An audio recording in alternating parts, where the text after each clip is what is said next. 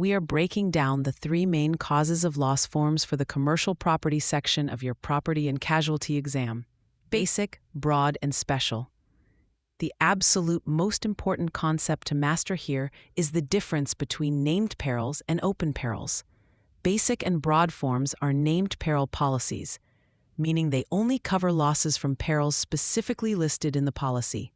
If a peril isn't named, it isn't covered. Special forms, on the other hand, use an open perils or all-risk approach. This form covers any direct physical loss unless the cause is specifically excluded.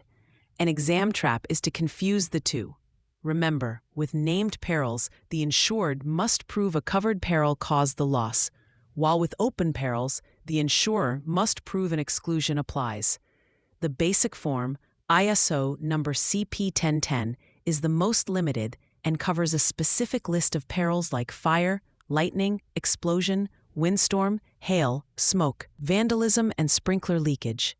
An exam question might describe a loss from theft of inventory and ask if the basic form covers it.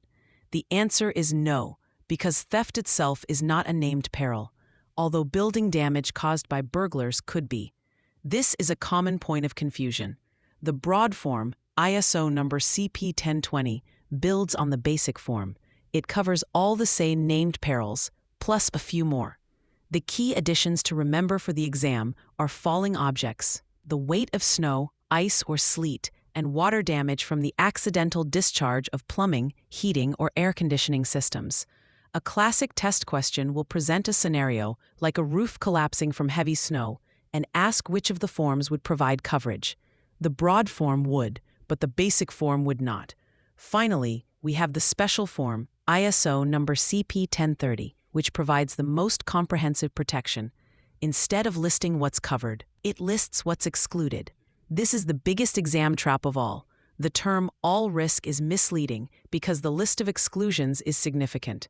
Common exclusions you must know for the exam are ordinance or law, earth movement like an earthquake, flood, war, nuclear hazard, and dishonest acts by employees. So if a question describes flood damage to a warehouse, even the special form will not cover it without a specific endorsement. Here's a simple way to remember the core difference. For basic and broad, the insured says, "My loss was caused by this specific peril on the list."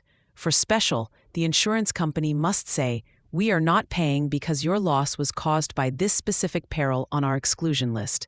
Mastering this shift in perspective is key to correctly answering scenario-based questions.